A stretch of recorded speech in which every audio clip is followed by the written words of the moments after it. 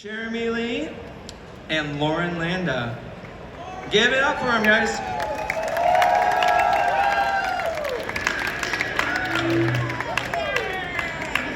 What's up, guys? Hello.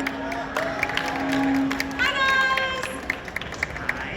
guys. Okay, so how's everything been this weekend for all of you? Fantastic. 2 thumbs up. Yes. For the whole family. What is the craziest thing so far? The craziest thing you've signed? All three of you. Oh, actually, I've never signed this before, but I actually signed Meliodas' sword, like the actual broken off sword from Seven Deadly Sins, and Bryce signed one too, I think. Someone was nice enough to give me Meliodas' sword. What? And yes, the same one that's broken, and I brought it back and showed my kids, and my son, who's 3, was so excited that I brought him a sword. I'm like, dude, it's a real sword. Oh, and no. he opened it, and he was so disappointed that it was broken. He's just like, Oh, That's awesome. worst troll ever, Bryce. got him, yes.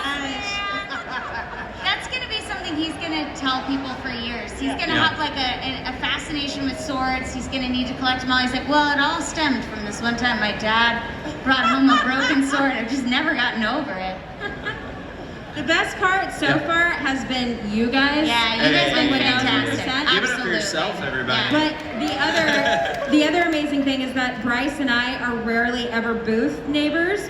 So the entire time, the entire weekend, I've been hearing, "Fight me! Fight me!" And I'm like, Bryce, I can't fight you. I'm over here. There's We'll a wait till table in later." between us, man. Like a I know. stanchion. There's Look, things. I know that you can't take it that the female Titan beat you, but Oh, you know, don't it's like- spoil it for them. You know what's funny? What's funny too is like when you do voice acting, you're kind of like in your booth and you're isolated. So it's funny to even see you guys interact. So have you guys Yeah. known each other for a while, or? Oh, yeah. So kind of, what's the story there?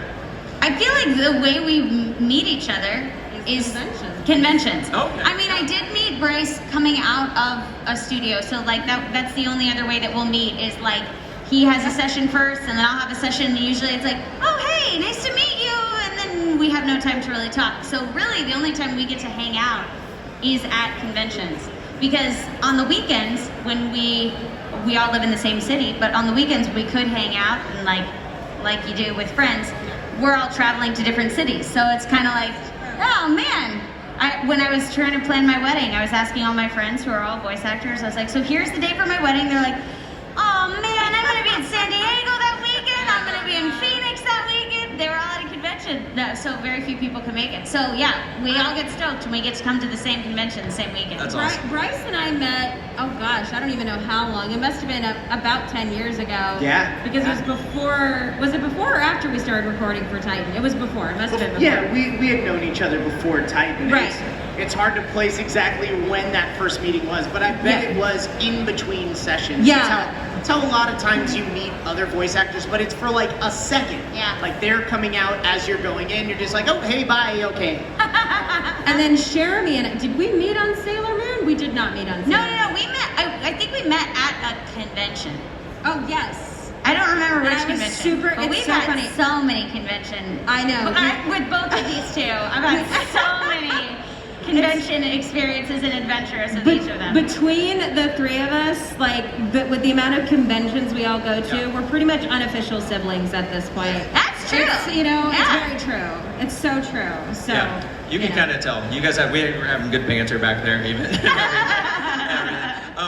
So I was telling Bryce this backstage that I am a dub watcher, and I know a lot of people probably judge me there. So like, he's my Aaron, you're my Andy, you're my Austin. Aw, You know what I mean? So that's what I was saying. I was kind of geeking out and everything out here. And I've got the mic, so I can be selfish and ask these questions. But I was just asking Bryce, can you give me any insight on the next part of season, or the part 3 of season 4, correct? It's hard to keep track. I know, yes. there's so many parts. So like, is there anything you can share that you would know about that? I know absolutely nothing. And, well, let's do this. Let's ask these guys, because they probably know more than I do. Okay, for Attack on Titan fans out there, who has read the manga? Raise your hand.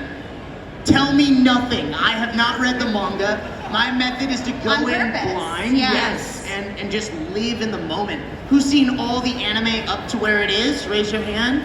Awesome. Who's never seen Attack on Titan before? Oh my God. Oh, sweet. Hey, for you guys, it's like a lighthearted comedy. Don't do that. Exactly. Don't do that. There's Don't no do that. If you need to like a little cheer me up, like a Stop slice it. of life show. No. Like, The first 5 minutes is gonna traumatize the small child. There's this really sweet romantic, like, Enough. backstory.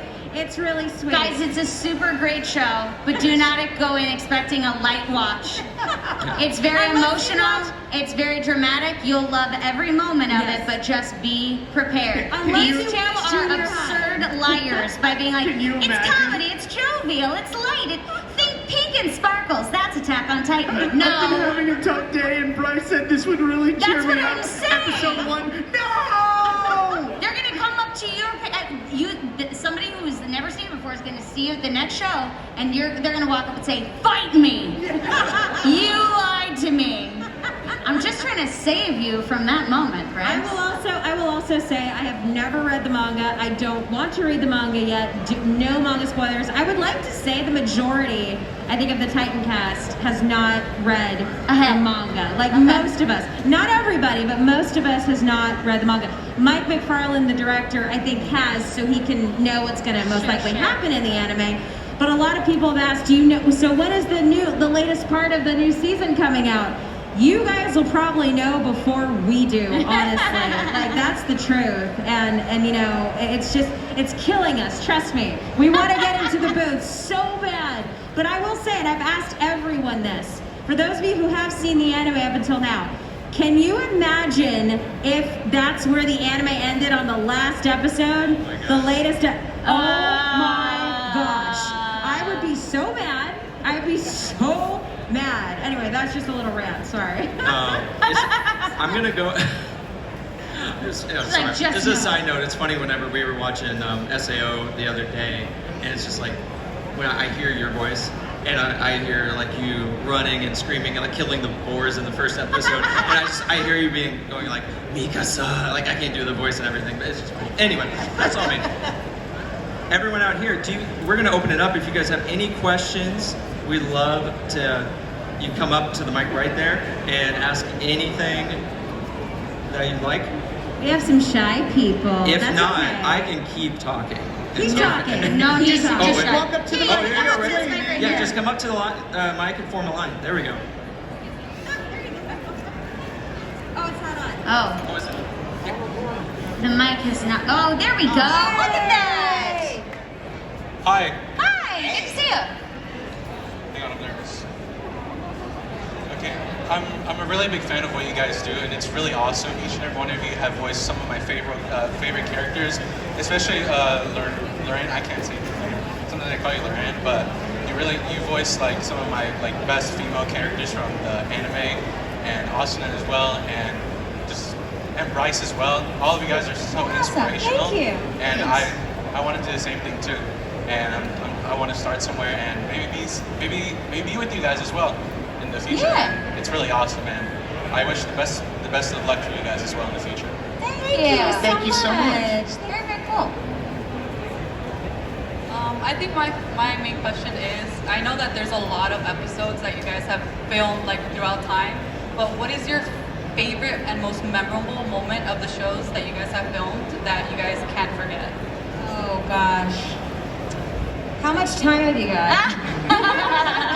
It's just, you know. I have a memorable moment that I say is like the thread What of why I got cast with each one of my characters.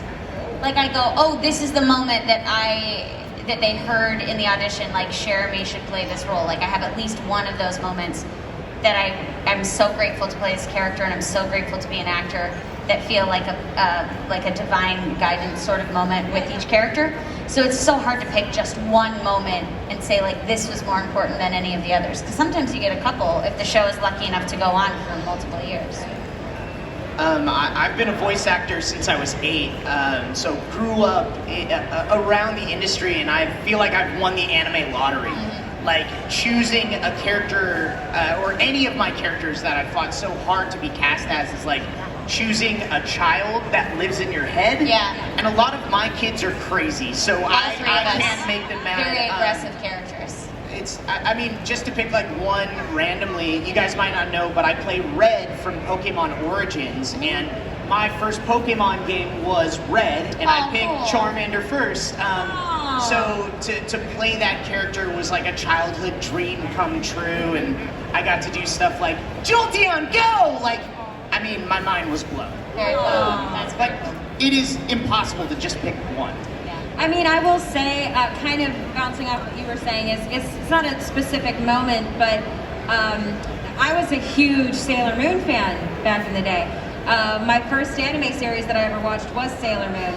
So the fact that I got cast as Sailor Neptune was a huge full circle for me, and it's very special. And both Cherami, well, Bryce is in Sailor Moon as well. That's true. But Cherami and I, as Sailor Guardians, I mean, it was just, that's how we got to know each other a little more. Yeah, so it's you know, and the whole Sailor Moon and Titan family and SAO family, we're just, you know, we just all love each other. It's really cool, like how tight you guys are and how all these things are like intertwined and everything. It's funny, I didn't even know like all that. That's super cool. It's nice, but yeah, Sailor Neptune will always be near and dear to my heart. Kind of like what Bryce was saying about Pokemon.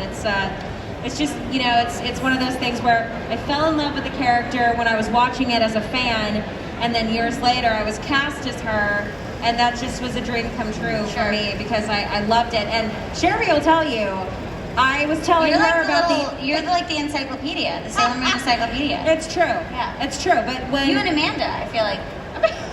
really? Yeah, Amanda like loves the show, but I don't think she knew as much of like that season that didn't get aired. You had seen those. Episodes. I would tell Cherami, like, oh, Cherami, you're gonna have this scene where you're gonna have to like just like you're running back and forth and you might pass out in the booth. Just FYI. And did you pass out on the booth, Cherami? I didn't pass out in the booth because well, Susie, the art director, told me to do it in multiple takes, and I said, can I do it in one take? And she goes, I would rather you not die. And I said, can I do it in one take? And she goes, knock yourself out. I don't care. Fine. So I did it in one take, and I did get a little lightheaded, but I did not pass out. But it was really fun. But yeah. Hi. What's your question? Grab that microphone. Oh, that's the one that doesn't work. They need the. We might need a backup mic Yeah, for go this. to the next. Yeah. Oh, here, I got you, man. Thank you. Hi. So it's more for Bryce and Cherami. Sorry, Lauren, I don't really know you much other than Marilyn from Saturday Sins, but when you guys were voicing Kirito and Asuna and SAO, were you imagining yourself in the scene, doing it while voicing, when you were going through the different floors, trying to get to know the 75th floor, to fight Kayaba? Did you get like a laugh, like, I'm in this world together with my friends? Did you like experience like, it's a death game, did you imagine yourself, as you're voicing the lines, did you imagine yourself in that world? I mean, go ahead, Sharon. I mean, I feel like as an actor, that's what we have to do, whether we're on camera and we're actually on the sets, or we're doing a play and we're on a stage performing, or we're in a voiceover project like for an animated series or for a video game. Our job is to make it feel like it's real. So for us, we have to either, like when you're reading a book, imagine ourselves in that world. Did I imagine, like, while I'm in the booth being like, okay, I'm gonna go up 3 steps exactly, and having to go through all full articulation? That wasn't the case, but the imagination and what would I feel and how would I respond and what would happen if I was in this situation, all of that stuff is very real. So like when our characters are crying on the show, we're crying in the booth. We're feeling it, we're imagining it as if it were really happening. But we're not doing all the physicalization because we can't. We can't move. Our clothes can't make any noise, otherwise it would blow the tape. So it's a very interesting balance of how do we make this as real as possible, standing as still as possible, and that's using your imagination to get there. Yeah, exactly. I try to bring what I can from my own life into the show. So my lines to Asuna are me speaking to my wife. Because that's how I connect those two characters. So I try to bring that authenticity whenever I can into the scenes. Thank you. Thank you. Hi. Look at that cute hat. I love it. Hi, this question is for Bryce. Yes. Hi, I have a question. It's, what was the hardest thing you had to overcome when you started your voice acting career? Hardest thing to overcome for me personally, I think it's a matter of knowing that you're going to audition and most likely be told no. You guys see here at these events very clearly our successes. I mean, they're literally up on the wall behind us and on our tables. But what you don't see is all the times that we failed. My outbox is a graveyard of auditions I haven't been cast as. And to become successful as a voice actor, you can't let that hurt you. You have to be tenacious, and you can't take no for an answer. You have to continue striving and moving forward through that adversity. I think, really accepting that and knowing that going in is the most difficult thing. After that, it takes the pressure off. It becomes just fun, even in the audition process. And when you're having fun doing this, it comes through in your performances. So I think it was learning just to have fun, even in the most arduous situations, even in those auditions. That's what really, really changed things for me. Okay, thank you so much. Thank you. Thank you. I think something else that helps Bryce with his auditions is when his kids come in and help with his auditions. 100%. You know? Oh, they're the best booth directors. Oh my gosh. They're very serious about taking That's this, great. taking me as far as I can go. Hi. First off, I just want to say that I love all of you guys. Thank you for what Yeah. you do. My question is for Cherami, is that how you say it? Yes, Cherami and Bryce. I love you too, Lauren. Yeah, so I was wondering, since you guys do so much and I hear your voices in so many different anime, I was wondering if you guys kind of goofed around with the side characters that you do more, or if you just fully immerse yourselves like you do or like I imagine you do in your main roles. Yeah, so when you play a side character, do you... I would back up just a little bit. I don't know what's causing it. When you play a side character, do you take it lighter than if you're living with the character longer? Or do you take it just as seriously as any other role? Yeah, I mean, for me, I take it just as seriously as I would any other role. Even when we go in and we do bits, and they're like, here's like 1 or 2 lines, this person is, it's super fun to get to do a Wallace session where you go in and you do 10, 15 characters. So then you got to figure out how to make them different, and then you have the challenge, or not the challenge. I like to create like a big soap opera long backstory, just joking around with the director because we can. I'll be like, oh, this girl with the red bow, she's clearly struggling after her boyfriend broke up with her, and that's why she's waiting in this long line. It makes the session really fun, and also we got into this business so that we could create characters in whatever medium we could. So for me, it feels like I'm depriving myself if I go, just say these 10 lines, you don't need to know what's happening in the scene. Sure. I want to create the character. That's what I got into it for. I want to invest my time, I want to get to play. And I feel like anytime we get the opportunity to get into the booth or to get on set or get on stage, there's another actor who didn't get that opportunity. And for me to just be like, just say your 5 lines is not fair for the person sitting at home being like, oh my God, if I could just get a session, if I could just work with a director, it would change my life. Yeah. I don't want to do that to another actor because I've been that other actor and I know how hard it is. So I want to make every moment count. I want to enjoy every moment because otherwise it's a waste for the director, for the show, for you guys watching it, and for me. Yeah. Ditto. Yeah. Every time I step into the booth, I try to bring my A game. Whether it's a character I've played for a number of years or a new character that I'll only play for a number of minutes, I try to bring what I can to each and every one. Thank you. Thanks. Look at that jacket. Hello. With the Superman. Oh, it's so cool. We approve. I appreciate that. First of all, Lauren, Cherami, and Bryce, all of you guys are amazing. Thank you for everything that you all do. Thank you. I've also been doing acting for about 8 years, and I've had a hard time figuring out how to make the crossover from traditional acting to getting into the voice acting space as well. I am up in LA. I have a space where I'm building a voiceover booth. But I wanted to ask you all, what is your biggest piece of advice instead of just starting out, but transitioning from just acting to acting and voice acting? And then also, Bryce, you mentioned chasing roles.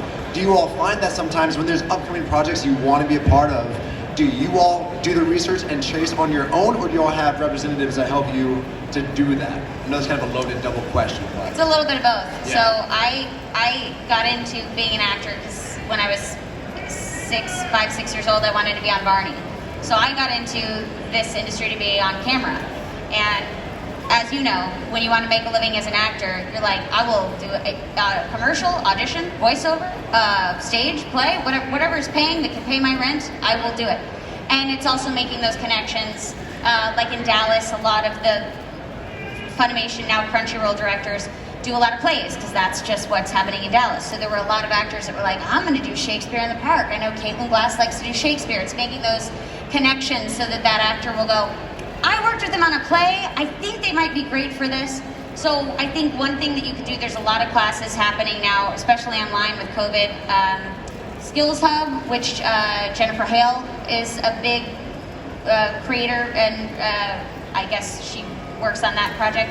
The Help Network, and casting directors, actors, and other producers will often offer classes on that. It might be a quick workshop, or it might be a 6-week class, but it's just getting to know them and getting them to see you in another way. Since you are a working actor, the other one that's going to be tricky, this is just like a behind-the-scenes sort of thing, is letting your agent know, because your agent is like, hey, if they're making a lot of money on camera, I'm not going to send them for voiceover stuff because I don't want them to miss out on this work. And the same thing for voiceover. So if you're making a lot of money on video games and voiceover, they're not going to send you out for a 10, 15 line character on a TV show. So it's on you to keep reminding them and say, hey, please send me out for this. I am happy to do this. Remind them your agent works for you. And you got to keep telling them, hey, I've been taking these classes. I met with this person. Can you follow up? And it's a little bit of both. If you see a project that you would like, hey, I would love to audition for this. I met with this director. I did all this legwork on my own. Can you call the casting director and bridge that gap and have them take you the rest of the way? Awesome. All What right. Cherami said. Yeah. Yes. Thanks, guys. We Thank appreciate you. it. Good luck. Yes, we've got time for one more question, and then we're gonna have to Oh my go gosh, to the next they're one. so I think Oh my goodness, this is I'm gonna be the looking best at way. those. Best question ever. What is your question? This question is for Bryce. Yes. When you were playing Cat Noir, did you like it? And were you excited to come back for the new Disney Plus series? Absolutely. So I have a really good time playing Cat Noir. If you've ever watched the series in another language, you'll notice that all of the puns that are in the English version just aren't there. That's because I sneak them in the show. So we have a really, really good time recording, and it's been amazing to see the show flourish and continue, and to go into another season has been amazing, so good. The movie is coming. We've been working on it for 2 years. Wow. And they just released another screenshot of it, and the animation looks incredible. So I cannot wait to see it. So yes, I love playing Cat Noir, and I'm very excited to continue. You guys, you're definitely on Miraculous. and Have Tricks. You joined the Miraculous Yes, I world? play Stomp in Miraculous later. So yeah. Miraculous is so great. It's miraculous. Okay, look, just can I get a few laughs? Just a few laughs. Yeah, just guys, to- everybody laugh. Thank you. Lauren, Thank you. I laughed. Thank you, I It's appreciate genuinely it. a good one. I just need the tiny little bit of ego boost. Okay, just a Can I little have a bit. pound it? What was that? Can I have a pound it? Found it. That was awesome. Okay. Guys, I thought it was perfect. Sorry, cat puns that can't control their own.